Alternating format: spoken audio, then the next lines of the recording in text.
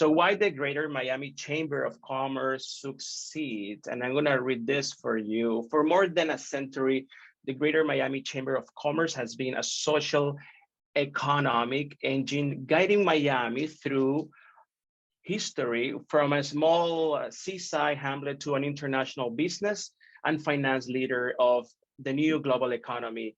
The Chamber has served as a force for positive change in Miami's business community through the two worlds, the civil rights movements, the information revolution, Paradise Lost, Hurricane Andrew, and a recent era of domestic and international immigration that has made South Florida the demographic, cultural, and commercial envy of America.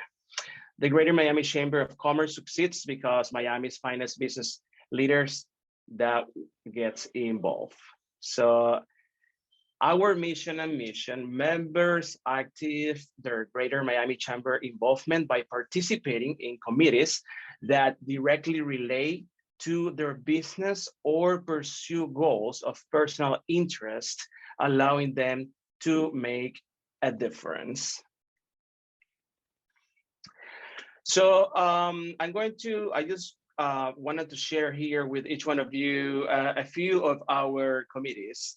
And always you can reach them via staff contact. That information is going to be in our website. So we have everything from governmental affairs to industry growth, international business growth, leadership programs, marketing and membership growth, urban community growth, military affairs council, and sports council.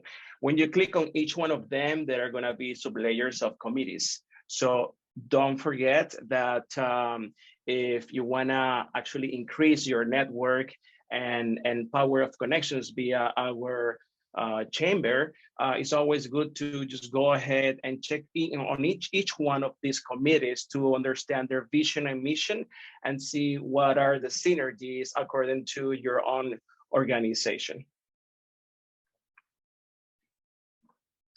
So what's the meetup objective?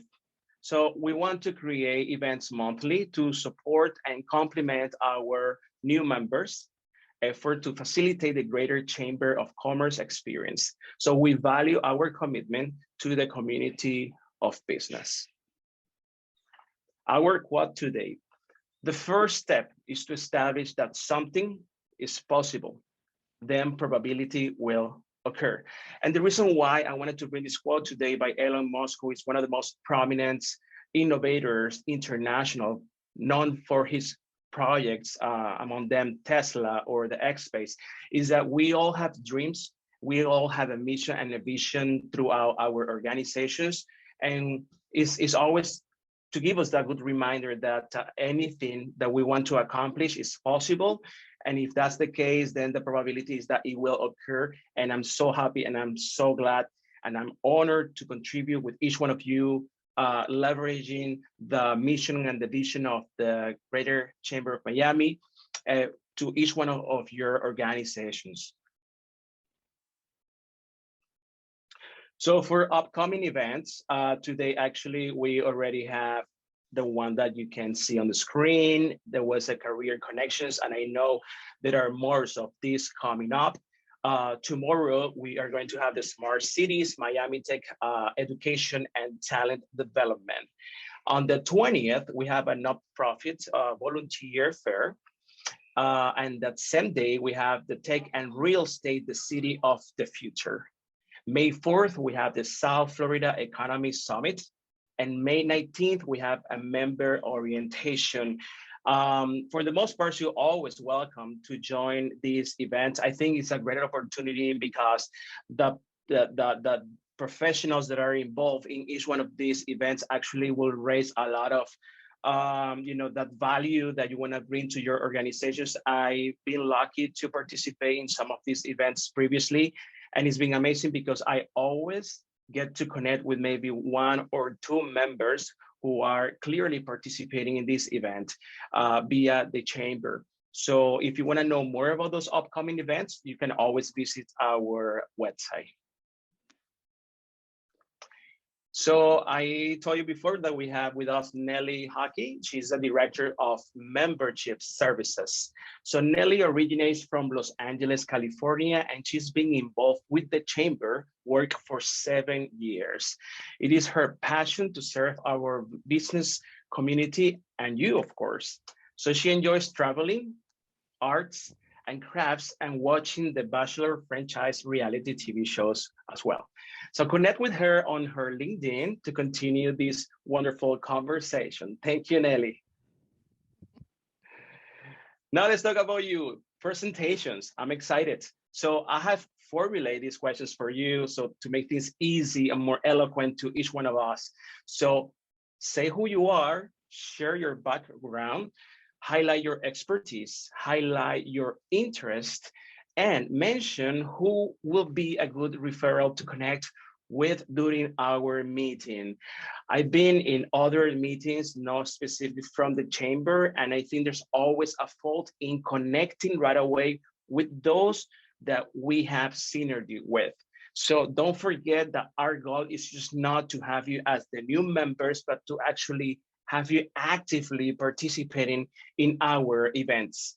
And let's cross fingers, and I look forward to meet with each one of you at some point, not virtually, but live.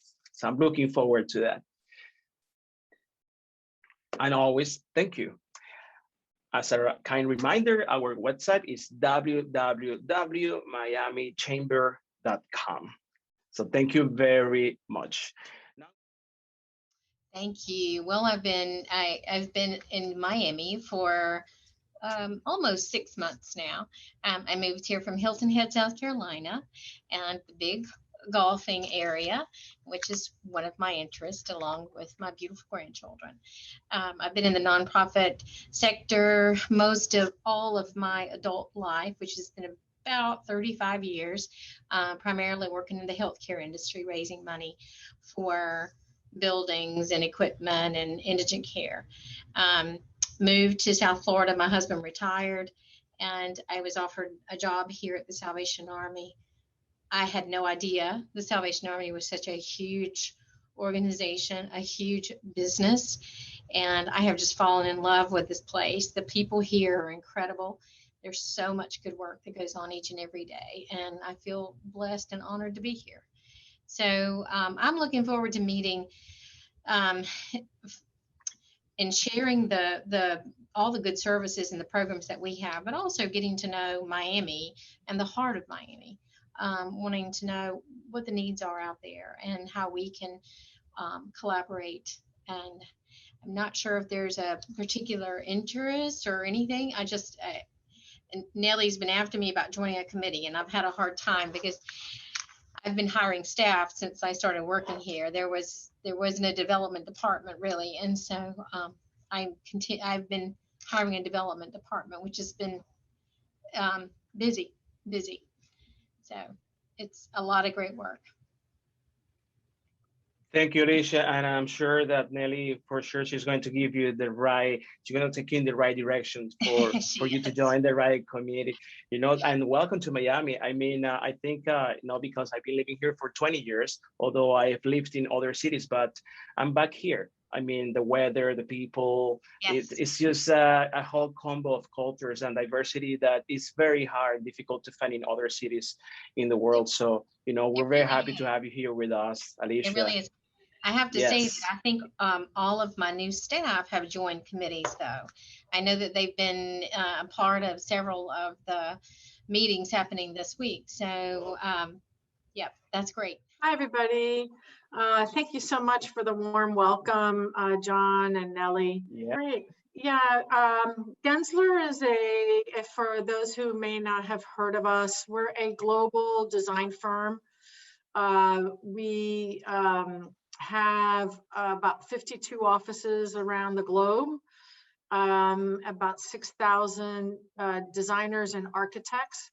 We focus on the built environment and architecture, interior design, and urban planning. We opened the Miami office in 2011. I am the co-managing director of the office. I was the first hire to open the office. We do all types of architecture. We have more than 21 practice areas, and they fall under 4 sectors in work, which is anything that is built for where people work, whether it be a building or a space. So we work obviously with brokers and tenants, and we design law firms and banks and professional services and technology company. You know, some of our clients are Apple, Facebook, Google. Other local clients that you may know around law firms are Carlton Fields, Ackerman, Greenberg Traurig. We work with technology, other technology firms in Florida, like Modernizing Medicine. Another sector that we are very strong in, particularly in Florida, is our lifestyle sector. Within lifestyle, that would be hospitality, mixed use retail centers, retail, brand design strategy and consulting. And we are active in those practice areas in South Florida out of the Miami office. A third sector is community. In the community sector is, you know, aviation, transportation, arts and museums and culture, schools, higher education.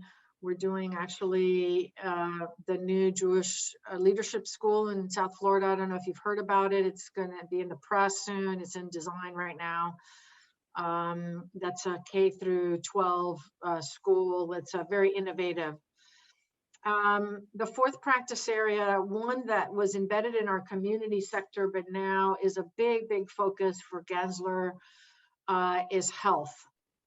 Everything surrounded with health. So it would be healthcare, which includes hospital, clinics, and managed care, as well as assisted living, senior living, spaces, sciences, and labs. And that's an emerging practice area that is very much a focus, particularly in a post-pandemic world. We've always been involved in that practice area, but now there's a renewed focus.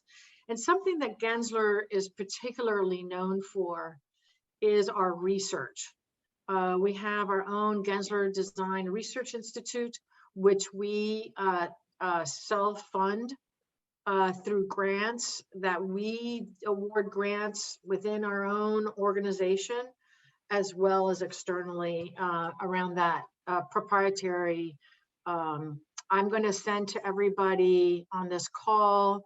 I'm not going to do it in the chat. I'm going to do it as a reply all to the invite, a link to our latest design forecast for 2021, where it features all of our practice areas and the latest thought leadership, particularly of what we believe about reconnecting in a post-pandemic world. And the purpose of design strategies for enhancing the human experience. In South Florida, some projects that you may be familiar with or have heard of. One is the building that's right behind me. This is a new building by a client of ours called Sterling Bay. They're from the Chicago market. They are developing a lot of the greatest and newest architecture in the West Loop of Chicago. This was a joint venture they did with the Goldman Properties. It is a commercial office building, about 500,000 square feet. And with parking, we designed the building, and we're also, it's a new home for Gensler Miami, where we're occupying part of the second floor. It's in the heart of Wynwood, and I'm sure you see it when you drive by 95 and you see the graffiti. Art integration was a very important part of the project. Another couple of projects that you may be familiar with are citizen-owned hotels. There's one going up. It's a 22-story building next to Mary Brickell Village in the Brickell area. That is a very innovative brand, hotel brand coming out of the Netherlands. They're micro-unit hotel rooms, very for the mobile traveler. Also, art integration is very important. each property that has custom commissioned art that actually gets embedded into the architecture. Technology is very important for those projects. The first of 3 projects for Citizen M in Miami, we're doing all 3. Brickell, which is Citizen M Brickell, next to Miami, Mary Brickell Village. Miami World Center, which is going to be on the northeast corner of the Miami World Center site, across from the American Airlines Arena. And the third is Citizen M Miami South Beach, which will be right across the street from Lincoln Road as part of a joint venture with Crescent Heights. Another couple of large projects that we just are under completion that are in the city of Coral Gables. The first is Paseo de la Riviera has now been rebranded Thesis Hotel and Residences, Mamey restaurant that you may have heard of, across from University of Miami. It's 250 key hotel, 250 unit apartments, about 30,000 square feet of retail, and some really great F&B is going into that property, as well as this by the same developer NRI. Down the street is Gable Station. That is the new Lifetime Living, approximately 500 units, residential, luxury, rental. Couple of projects we just won that we just were awarded. We're in contract negotiations. There's the Lightspeed, which is a new command and control center for the Miami-Dade County. The other is the new mobility hub in the city of Coral Gables. We're very excited about those 2 projects. Some clients that are members of the Chamber of Commerce are Kaufman and Rosin. We just finished their new headquarters in Coconut Grove. We're very excited about that. We're working with Federal Realty at Coco Walk, and we're also working with Mayfair around the potential of repositioning the Mayfair and Coco Walk. There's a lot of new activity in the city of Miami and Coconut Grove. And some other clients you probably know, the list goes on, but I will share with you our webpage along with my V card. I'm a little bit about me. I've been practicing architecture and interior design in South Florida for 30 plus years. I've worked with some of the best firms. I co-manage the office with my partner, who you will meet in another meetup. His name is Carlos Valera, who's an architect, and moved here from Boston and Tampa. He's originally from Venezuela and educated in the US. I was educated at University of Colorado and Florida International University, so I'm an alumni of FIU.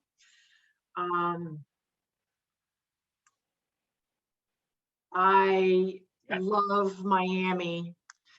I am a semi-native. I moved here when I was, in first grade. I was actually born in Lima, Peru, but I'm very much a gringa because my father's American and my mother's German. So, but I'm married to a Cuban, so I'm a very typical Miamian, gringa Latina that speaks un poco Espanol, un poco, Portuguese. So. Very good, Diana, and thank you so much. Muchas gracias. And I would like to add to your wonderful exposition that enterprises are facing a major business transformation challenges. And I think you know this, for what you have explained to us, and these challenges brought up by the digital era and the post-pandemic global economy impact, which has created a highly volatile and higher risk environment. So what I can see for what you just tell us is that they need to complete a digital transformation, while at the same time manage the human transformation is required, which is what you mentioned is your main focus right now with health. So I'm very excited about, what you have to say to us, and, that mobility hub, project that you have along with, those emerging practice areas that you are promoting. I think is great. So I'm sure you're going to have, extra synergies, throughout our chamber. So thank you very much, Diana. Thank you. I don't want to take any more time, but I did want to say welcome to Alicia. Alicia. We'll say Alicia. You'll probably hear Alicia and people start speaking Spanish to you right away. Don't take offense to that. It's just normal in South Florida. But Alicia, welcome so much to South Florida. I'm so glad that you landed at the Salvation Army. One of my favorite all-time not-for-profit, mission-driven organizations. My family, we've always contributed to the Salvation Army and done a lot of volunteer work with folks that work at the Salvation Army. So welcome, welcome, welcome. I'm hoping that Gensler can support you in any way possible. We work a lot with the YWCA. We're doing a lot of work right now. Community impact for us, community involvement is very important. So that is an interest of ours. Thanks, John. Hey, Diana, good to see you again. So recently moved to Miami from San Francisco, California, where I was there since 2002. Originally born and raised in the Dominican Republic. So kind of my dad was an executive. So we've lived all over the world, which has been a lot of fun, and hoping this is my last stop. They retired recently to Naples. So they're a close but far enough 2 hours away, which is nice. And so yeah, settled in Miami. And why did I move Miami? Of course, partly because of closer to the parents, of course, everything else, right? The weather, the people, the food, the Latin American culture, which I was definitely missing out on the West Coast. So I've been a professional photographer since 2007 out in San Francisco, and I was mainly shooting corporate events and corporate headshots. So now my business has sort of slowly evolved into more and more headshots. So what does that mean? I basically get called every year to shoot a certain number of events for JP Morgan, NASDAQ, Hewlett Packard Enterprises. So when you have those higher level executive meetings, that's the type of event I was photographing. And then when it comes around for the headshots, like Diana said, a lot of those type of law firms are actually my clients. So the Latham Watkins of the world, the Greenberg Torrigs, and a few other firms that are out there in San Francisco. So now I'm trying to reconnect with some of those local firms here, calling on their headquarters and my contacts out there to reconnect me here. But from Fortune 500 to small business professionals. So I know Diana mentioned Goldman Properties. I just got a studio space from Goldman at the Wynwood building. So I'm excited about that, trying to figure out how to get furniture. It's like 2 months backed up. I'm like, really? What's going on, everybody? So I'm going to rent some furniture for now and go from there. But I just started shooting the whole Goldman executive team. So that's kind of one of my first big clients. I'm doing 30 headshots for their new website that they're rebranding. They want to clean it up, make everybody look professional. And everybody's coming kind of one at a time to the office or to the studio. And then, gosh, I think that's it. I moved into Edgewater. So I'm like a mile away here in the waterfront on 23rd. So I'm super close to the office. So it's near to everything too.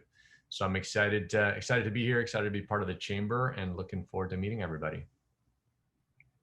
Thank you, Gustavo. And I wanted to ask you, Gustavo, let's say that we have an event, like how much time ahead of time we actually need to, to call you or to have your services, like, because I know, as an artist, you're probably very busy constantly with events. So is it going to be really hard to get a hold of you to do photographs for an event, or how do you make this work? Great question. I mean, I joke around that people don't pick up the phone or return emails on a timely basis anymore. And I've gotten a lot of my work because I do that. So I'm usually a phone call away. I mean, I got Forbes as a client because I picked up the phone. One of the most common things that I hear from my clients is, first of all, thank you for picking up the phone. And second, they go, oh, thank you for the quick response.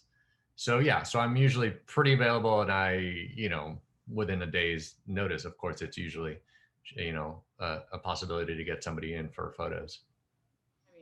I work for the Parks Foundation. The Parks Foundation is the 501c3.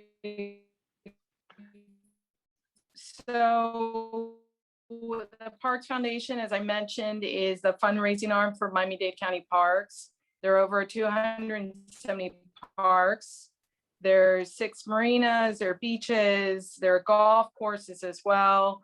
It also, under that umbrella, Deering Estate, Fruit and Spice Park, and they're included is disability services, eco adventures, after school programs, internship programs, summer camp, and the really popular sea turtle conservation program. So what I'm looking for, and I've spent about 24 years of my career working for nonprofits, is basically to partner with corporations, companies that are looking to really, fund or have an interest in funding marginalized communities. A lot of the people that we serve live in like Liberty City and Goulds and Richmond Heights, some of the lower income areas. So I'm looking for funding. I'm looking to see if we can develop long-term partnerships and develop, some kind of, cohesive relationship. So that's what I'm looking for.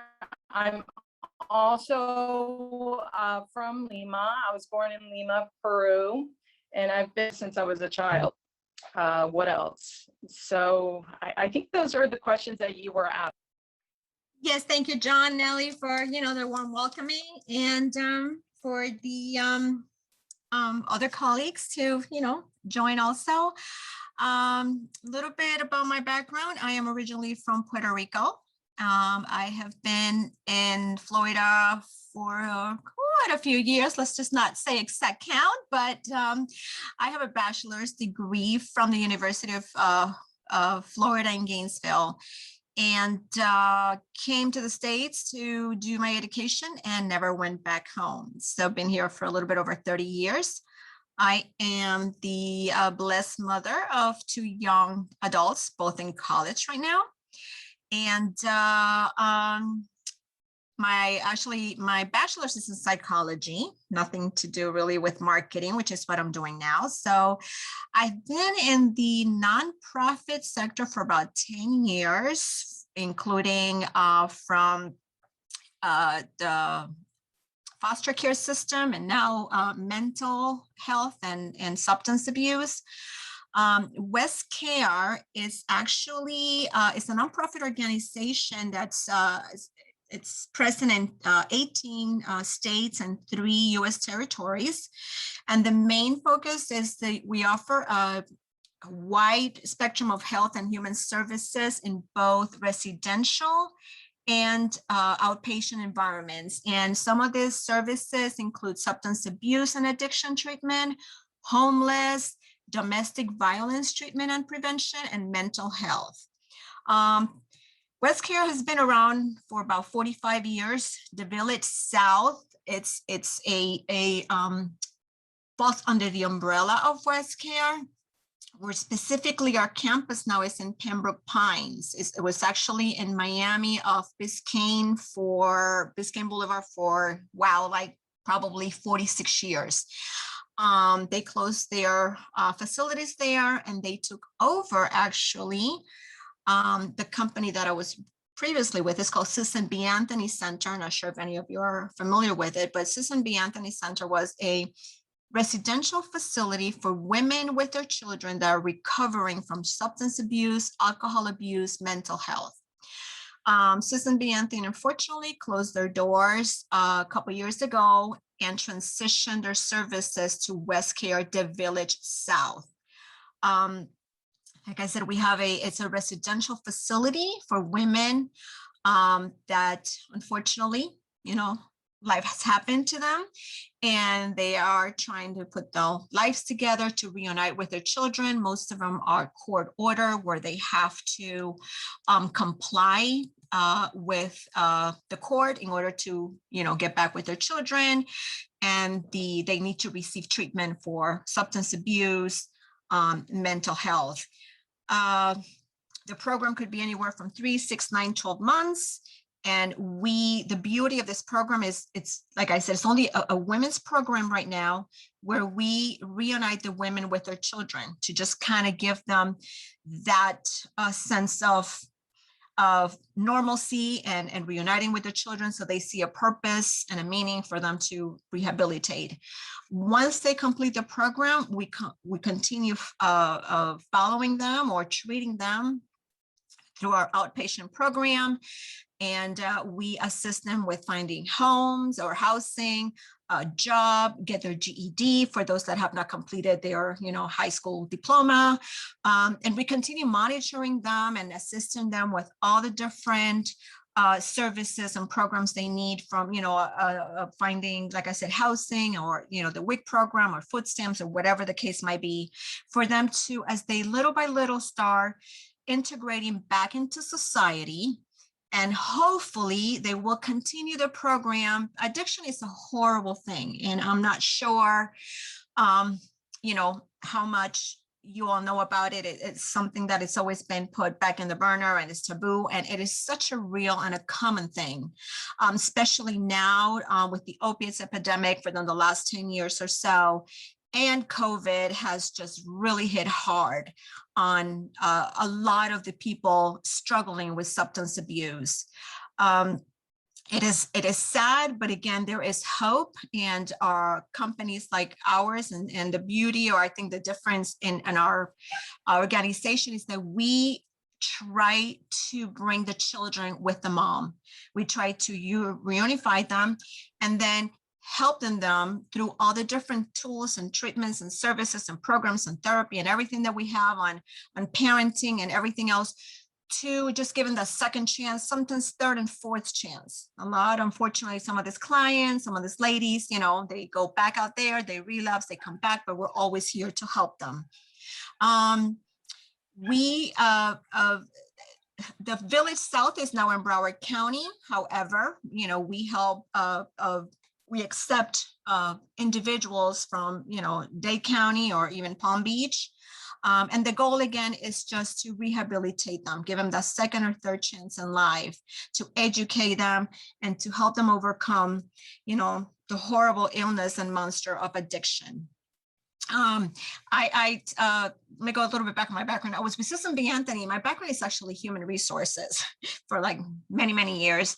When the transition occurred between Susan B. Anthony and West Care took over, they did not have an HR position. So I became their site director, which was the daily operations of the whole facility. Then our director of marketing resigned to go into a better opportunity back in September of last year. And they offered me the position based on, I guess, my skills, personality, definitely not marketing background, but they were confident that I could definitely take on the job. And I'm enjoying it. It's challenging. Honestly, I have no experience in marketing or development. I do have a great team and colleagues that are walking me through it and learning. So this is totally new for me. So, just navigating the whole process and learning what's out there, social media, which is my biggest challenge because I'm from the old school. So the only Instagram account and Facebook I have is because of my kids. So I'm having to learn how to promote our company and, and our services through social media and all that good stuff. So, basically, my goal and our goal is to create awareness of such a horrible disease as addiction is. It's not until you are in this kind of environment that you learn that any of us could be, a victim of it. There's no specific class, race, income, social income that, it's targeted. I'm sure we all know someone or have someone, or, maybe ourselves have gone through this. And it's very sad, the amount of people that, died through overdose for not having the proper treatment or the proper help. So, again, I'm trying to, get our name out there, but also create awareness and in the Tri-County area and trying just to, you know, bring those that need help. Our organization is funded mainly by grants and the government. So in marketing, I'm trying, that's another thing, just trying to bring some extra, you know, dollars and income through, you know, campaigns or events or different, you know, areas out there, press releases that we're doing, different things. But it's mainly also, you know, volunteers, of course, and items that we need for the women. Some of these women come with nothing. They come with just the clothes they have on, and sometimes 2 or 3 children. And it is heartbreaking. So, you know, basically this is now my new challenge, and my goal is to just, you know, bring the attention and awareness of this, and just also, you know, receiving the help from community partners and people like you and business owners and those of you that are in other, you know, organizations, to give these women the opportunity to perhaps, you know, get employment or assist in any way, just to, you know, give them that second, or like I said, third, fourth chance sometimes in life that they deserved. And that's pretty much it. Thank you, John, for coordinating this, for being a great example of what an ambassador is. And thank you, everybody, for participating. And we look forward to your engagement and continued support. Thank you, Nelly. Thank you all. Have a wonderful week.